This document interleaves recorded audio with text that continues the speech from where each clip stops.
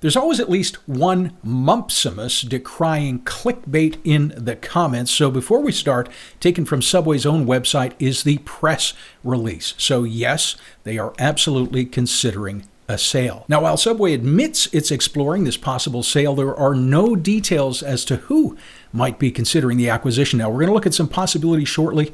And we've been hard on Subway. If you follow the channel, you know that in the past years. And the fact remains that Subway has closed over 8,000 stores since their peak of 45,000 locations just a few years ago. 6,000 of those stores closed were in the USA alone. Now, Subway has a really interesting history. It was founded in 1965 when 17-year-old Fred Deluca borrowed $1,000 from Peter Buck. He was a nuclear physicist at the time, and they opened up a takeout shop in Bridgeport. Now, at the time, it was called Pete's Super Submarines. I guess Peter Buck wanted the namesake. After all, he had dropped a huge amount of $1,000. Now, the following year, they opened a second store and changed the name to Subway. Now, Dr. Buck claims that for 15 years, he and Fred alone were running the shops and did not turn a profit. Now, as we know, all of that changed, and by 2002, Subway became the largest fast food chain in the USA. Fred Deluca, he passed away in 2015. Peter Buck died in 2021.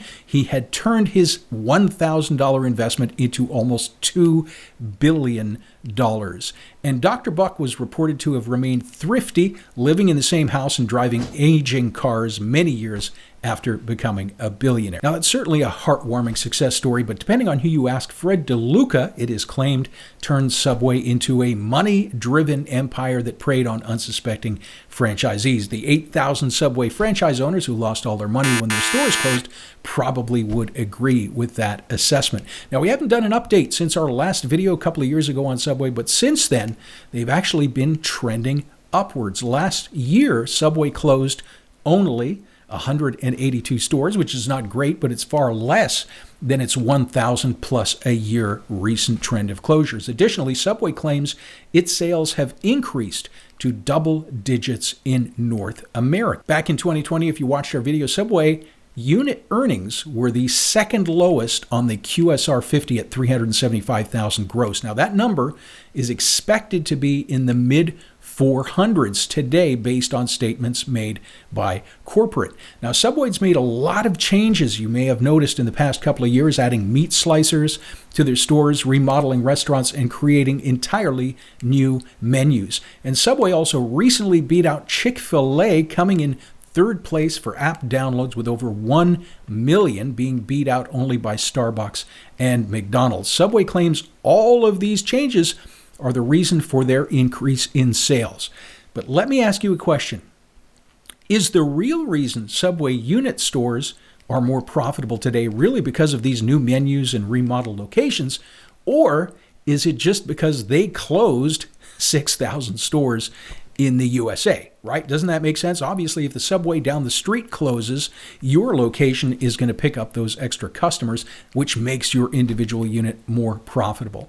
Now, it's probably a bit of both, but certainly we can't attribute all of this growth to meat slicers alone. Now, Subway actually had a previous offer before the founder, Fred Deluca, passed away for over $10 billion, but that was turned down at the time. Now, today, we've got higher interest rates and an uncertain economy, so the offer is likely to be lower than it was a few years ago. Now, let's take a look at who might be considering the acquisition. Now, as we understand, there are four groups who are in play. Goldman Sachs, which would be quite strange as they don't really have restaurant experience. We've got Bain Capital. They're also looking, and they do have franchise experience with stakes in Bloomin' Brands, Domino's, Burger King, and Dunkin'. TDR Capital with Stonegate Pub and Napacaro, and TPG Group with Burger King, Mendocino Farms, and Phil's Coffee. Now, I'm just going to spitball here, add in a couple of other companies that could handle an acquisition of that size. So Roark Capital, huge company. They've got 105 franchise brands. They own a majority share in Inspire Brands. They own Arby's, Sonic, Baskin Robbins, and a ton of others. Now, the potential issue here is that Inspire Brands already owns Jimmy John's, which would create, obviously, a conflict. Next is RBI Group. Now, they already considered buying Subway in the past. They own Tim Hortons, Burger King, and Popeyes. But here's the potential conflict. They also own Firehouse Subs. So it's unlikely that they would be in the mix. Now, more likely would be Yum Brands. They own Pizza Hut, Taco Bell, and KFC. So a lot of experience with restaurants, and they do not have a sub brand. But why Yum Brands may not be a fit, they actually focus more on multi-unit ownership. If you look at an average Yum Brands owner, they have 35 locations, while Subway focuses mainly on single unit operators. So it may not be a fit. And that's actually changing now. Subway is beginning to focus more on multi-unit operators. And a final wild card that I'm going to add in here, Warren Buffett and Berkshire Hathaway. Might sound strange, but they actually have some franchising exposure with Dairy Queen and Orange Julius, and they certainly have the money to make this happen. But, and this is a big but, we've got a volatile economy. We're seeing hundreds of Burger King locations closing. Major Popeyes franchisees have recently declared bankruptcy. I'll put those links above and at the end. Banks closing, interest rates rising, and inflation is rampant, which definitely hits food franchises disproportionately.